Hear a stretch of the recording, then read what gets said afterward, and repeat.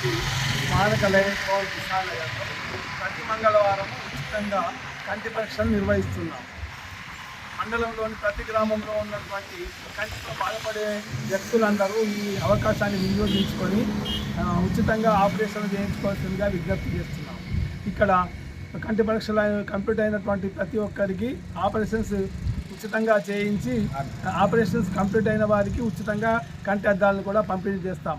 కాబట్టి మండలంలోని అన్ని గ్రామాల్లో ఉన్నటువంటి కంటితో బాధపడే వ్యక్తులు ఇట్టి అవకాశాన్ని వినియోగించుకోవాల్సిందిగా విజ్ఞప్తి.